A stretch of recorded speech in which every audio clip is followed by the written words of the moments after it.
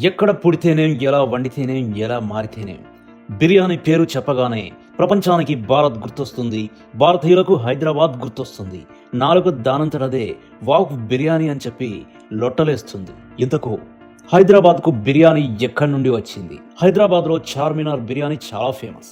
చార్మినార్ అందరం అక్కడికి వెళ్ళి చూస్తేనే తెలుస్తుంది. కానీ బిర్యానీ రుచిని ప్రపంచంలో ఎక్కడి నుంచైనా ఆస్వాదించే వీలుంది. బిర్యానీ రుచి అద్భుతం, సువాసన అమోఘం, తిన్నవారి ఆనందం అపరిమితం.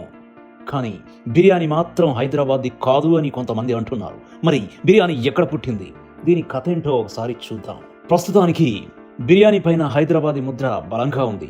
స్థానిక వంటకంగానే అది గుర్తింపు తెచ్చుకున్న నిజానికి అది పుట్టింది హైదరాబాద్లో మాత్రం కాదు.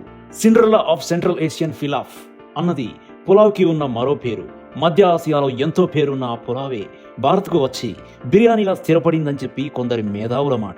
కానీ పులావ్ ఎక్కడ పుట్టినా పులావే, బిర్యానీ ఎక్కడైనా బిర్యానీ. రెండు వేరువేరు విభాగాలకు చెందిన వంటకాలు. ఆ రెండింటిని ముడిపెట్టడానికి ఏమాత్రం వీల్లేదు. బిర్యానీ అన్న పదం బిరింజ్ బిర్యాన్ అన్న పర్షియన్ పదం నుంచి పుట్టింది. అందుకే బిర్యానీ ఇరాన్లో పుట్టలేదన్న వాదన వినిపిస్తూ ఉంటుంది. ఇరాన్లో దమ్ బిర్యానీది ఘనమైన చరిత్ర. ఒక కుండలో మాంసాన్ని వేసి సన్నని మంట పైన చాలాసేపు దాన్ని ఉడికించి ఆ మాంసంలోని సహజసిద్ధ రసాలు నేరుగా అన్నంలోకి ఊరేలా చేసి ఆ పైన సుగంధ ద్రవ్యాలు జోడించి బిర్యానీ తయారు చేయడం అక్కడ సాంప్రదాయం. అయితే ఒకప్పుడు ఇరాన్లో బిర్యానీకి తిరుగులేదు. కానీ ఇప్పుడు అక్కడ బియ్యంతో బిర్యానీ వండే పద్ధతి కనిపించడం లేదు. అసలు సిసలైన బిర్యానీ ఇంపార్టెన్స్ తగ్గి మాంసాన్ని సన్నని ముక్కలు ముక్కలుగా తరిగి రుమాలి రోటీలో పెట్టి దాన్ని ఉడికించి అమ్మే దుకాణాలు అక్కడ అడుగడుగునా వెలిశాయి. భారత్లోనూ బిర్యానీ బాగా చేంజెస్ గురైంది.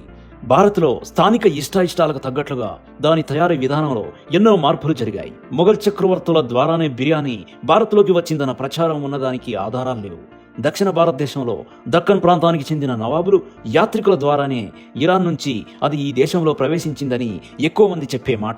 మొదట నవాబుల కుటుంబాలకే పరిమితమైన బిర్యానీ నెమ్మదిగా తన రూపం మార్చుకుంది.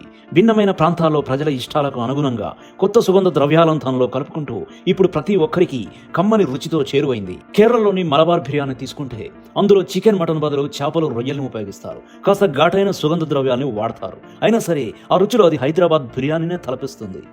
పశ్చిమ బెంగాల్లో డాకాయ్ బిర్యానీ చాలా ఫేమస్. ఒకప్పుడు బెంగాల్లోని పాలించిన మొఘల్ నవాబుల ద్వారా ఇది ఆ రాష్ట్రంలోకి ప్రవేశించిందంటారు. దేశంలో అనేక ప్రాంతాల్లో బిర్యానీలో ఇలాంటి తేడాలు కనిపిస్తాయి. కానీ వీటన్నిటికీ మూలం ఇరాన్లోనే ప్రాణం పోసుకుంది. ఇప్పటికీ భోపాల్లో చాలా రుచికరమైన ఆఫ్ఘనీ బిర్యానీ దొరుకుతుంది. ఒకప్పుడు భారత్ సహా ఆసియాలోని అనేక ప్రాంతాలను పాలించిన అహ్మద్ షా అబ్దాలీ అనే ఆఫ్ఘాన్ యోధుడి కారణంగా ఆ బిర్యానీ భోపాల్లో స్థిరపడింది. ఉత్తరప్రదేశ్లోని మొరదాబాదీ బిర్యానీది ఘనమైన చరిత్ర. ఢిల్లీలో దొరికే బిర్యానీలో ఎక్కువగా మొరదాబాదీ బిర్యానీ ప్రభావమే కనిపిస్తుంది.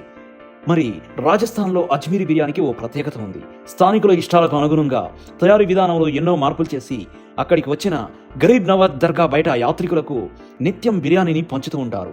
అసలైన బిర్యానీకి దానికి కాస్త తేడా ఉన్న రుచిలో దాని ప్రత్యేకత దానిదే. సన్నని బియ్యంతో వండిన రంగు కూడా బిర్యానీ దగ్గర ఉన్నట్టు అనిపించిన రుచిలో మాత్రం రోడ్డు పక్కన దొరికే బిర్యానీకి, అసలు బిర్యానీకి ఏమాత్రం పొంతన ఉండదు. విలాసవంతమైన హోటళ్లు, పేరున్న రెస్టారెంట్లో అసలైన ఇరాన్ శైలికి బిర్యానీ వండే విధానం తగ్గిపోతుంది.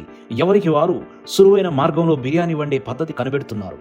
ఎక్కడ పుడితేనే, ఎలా వండితేనే, ఎలా మారితేనే బిర్యానీ పేరు చెప్పగానే ప్రపంచానికి భారత్ గుర్తొస్తుంది, భారతీయులకు హైదరాబాద్ గుర్తొస్తుంది. నాలుగు దానంతట అదే వావ్ బిర్యానీ అని చెప్పి లొట్టలేస్తుంది. ఈ వీడియో మీకు నచ్చితే లైక్ చేయండి, షేర్ చేయండి, కామెంట్ చేయండి.